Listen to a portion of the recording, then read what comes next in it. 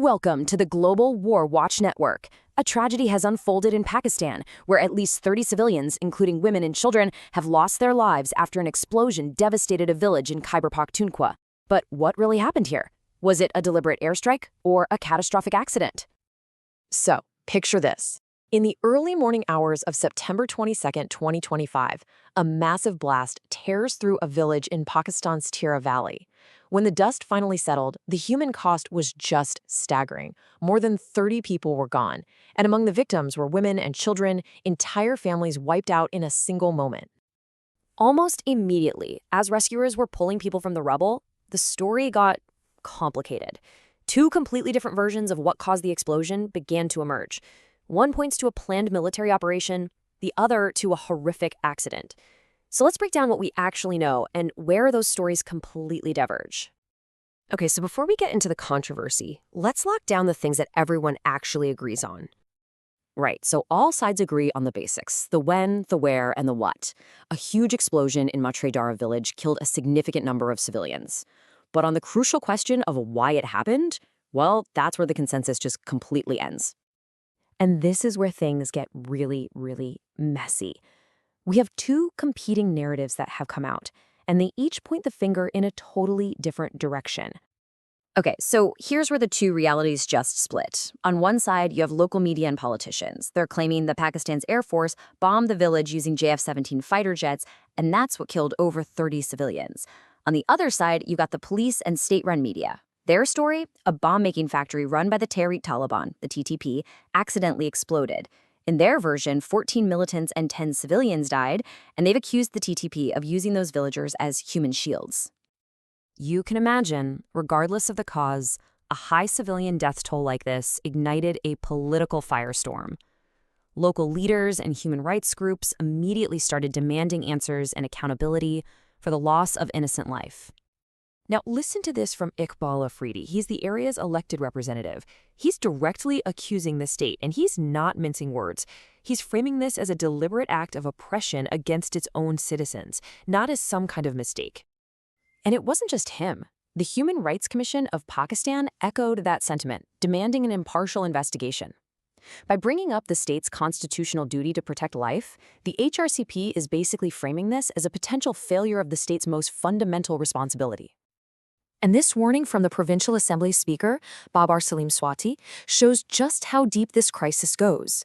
That is incredibly strong condemnation from a high-ranking official, and it signals a major breakdown of trust between the regional government and its own security forces.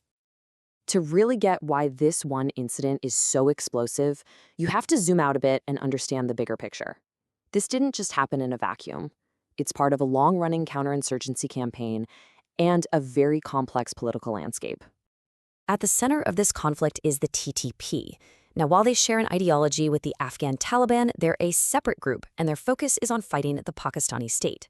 After being pushed back years ago, they've seen a major resurgence since the Taliban returned to power in Afghanistan, and they've been launching more and more deadly attacks.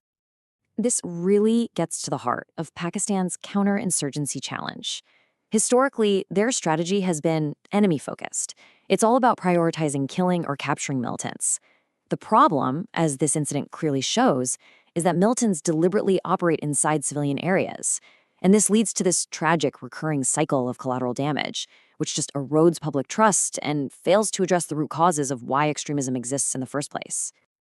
And then you have to throw the politics into the mix. Khyber Pakhtunkhwa is governed by PTI, that's the party of the jailed former Prime Minister Imran Khan, and they're in opposition to the central government and the military.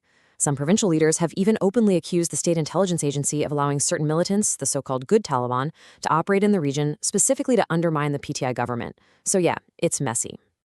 Okay, so with two conflicting stories and a deeply polarized political environment, how can we even begin to make sense of this? Let's try to look at it through an impartial framework. International Humanitarian Law, also known as the Laws of Armed Conflict. You see, IHL doesn't take sides. Its entire purpose is to set rules for everyone in a conflict to try and minimize human suffering.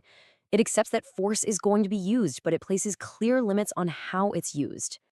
The first core rule is the principle of distinction. It is the absolute foundation of IHL.